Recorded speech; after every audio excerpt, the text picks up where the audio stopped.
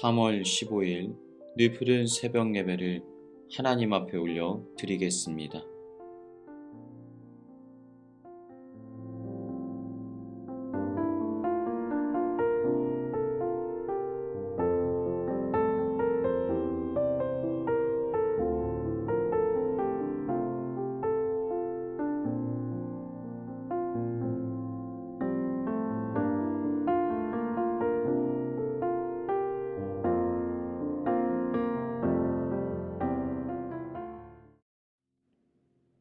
오늘 우리에게 주신 하나님 말씀은 누가복음 13장의 말씀입니다.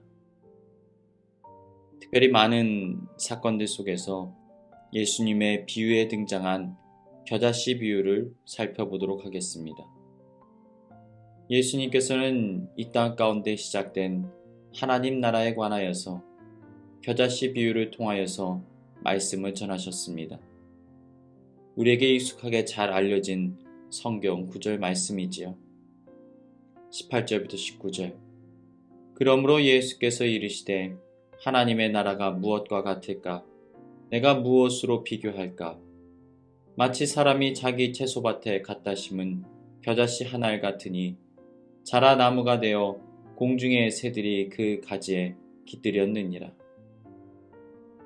여기에 등장하는 겨자는 우리가 오늘날도 즐겨 먹는 그 겨자가 맞습니다.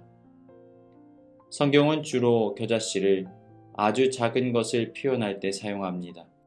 당시 이스라엘 민족들은 문학적으로 겨자씨를 아주 작은 것에 비유할 때 사용했기 때문이지요. 물론 세상에는 겨자씨보다도 더 작은 씨앗도 존재합니다. 참깨보다 조금 작은 크기의 씨앗. 그런데 그들은 이러한 인식을 가지고 있었다는 것이지요. 또 식물학적으로 살펴보자면 겨자 식물은 큰 나무로 자라지 않습니다. 성경 속의 표현을 가지고 많은 사람들은 겨자씨가 자라 거대한 나무가 된다고 착각합니다. 그런데 겨자는 한 해살이 풀입니다. 그래서 이스라엘에 가면 한국의 유채꽃밭을 연상하게 되는 무더기의 노란 꽃들을 볼 수 있는데 이것이 바로 겨자의 모습입니다. 그런데 우리가 간과하지 말아야 하는 것이 있습니다. 겨자풀은 번식력이 강합니다. 매년 그 자리에 씨앗을 뿌리고 다시 자라납니다. 한 세대가 끝나도 또 한 해가 가도 다음 해에도 어김없이 그 자리는 겨자풀들로 충만하게 되는 것입니다. 그리고 겨자풀은 생명력이 강인합니다. 어떠한 상황과 환경 속에서도 잘 자라게 됩니다. 또 벌레도 생기지 않습니다. 그러다 보니 다른 식물의 영역 안에 침범해서 그 모든 곳을 덮어버리는 엄청난 번식력을 보여줄 때가 많이 있는 것이지요. 한번 겨자씨가 심기워지면 그 주변 모든 산과 들판과 일대를 겨자 풀밭으로 만들어버리는 것입니다. 그런데 오늘 본문을 살펴보면 그러한 겨자씨를 농부가 향신료의 재료로 쓰기 위하여서 자신의 채소밭에 심었다고 말하고 있습니다. 그러니까 이 겨자씨를 가꾸어주고 돌보아주는 것입니다. 물을 주고 거름을 주고 잡초를 뽑아줍니다. 이러한 엄청난 생명력을 지녔던 겨자풀을 농부가 돌보아주기까지 한다면 엄청난 폭발력의 겨자풀들을 우리는 상상할 수 있게 됩니다. 바로 이러한 비유를 통하여서 예수님께서는 이 땅 가운데 하나님 나라가 어떻게 전파되어지는지에 관하여 말씀하셨던 것입니다. 여러분, 말씀은 씨앗입니다. 말씀이 심겨지면 그곳은 반드시 교회가 됩니다. 하나님 나라 백성들이 아름답게 세워지게 되는 것이지요. 비록 복음의 씨앗이 지금은 싹이 자라지 않는 것처럼 느껴지지만, 그러나 복음의 씨앗이 심겨진 영혼은 언제라도 반드시 구원의 은혜를 체험하게 되어지는 것입니다. 또 우리는 이러한 사실을 깨달아야 합니다. 겨자풀은 사실 개개인으로 따져보면 아주 미약합니다. 우리의 모습을 닮아 있습니다. 그러나 하나님께서는 이러한 연약한 자들을 불러 모아 이 땅 가운데 위대한 하나님 나라를 폭발적으로 세워 나가신다는 것입니다. 예수님께서 부르셨던 제자들 모두가 그러했습니다. 어디서나 흔히 찾아볼 수 있는 흔하디 흔한 인물들. 그러나 하나님의 나라가 그들 가운데 임하게 되자 그들은 완전히 다른 사람들이 되어버렸습니다. 성령이 임하자 이들은 죽음을 불사한 복음의 사도로 변모됩니다.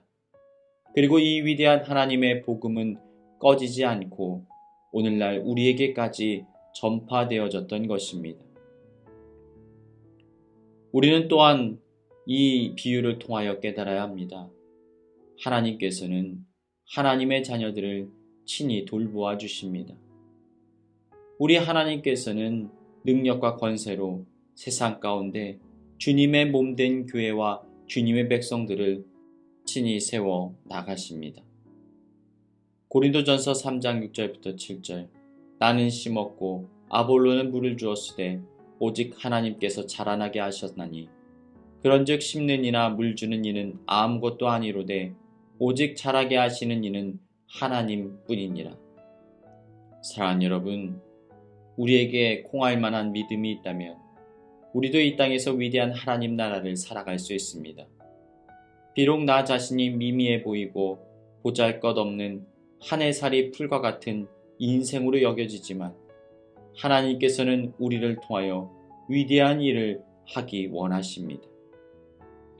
하나님께서는 우리 안에 있는 복음의 씨앗을 통하여 모든 죽어있는 황폐한 땅, 영혼들을 노란 꽃으로 뒤덮고 살리기를 원하십니다. 말씀이 있는 곳에는 부흥의 역사가 반드시 일어나게 되어 있습니다.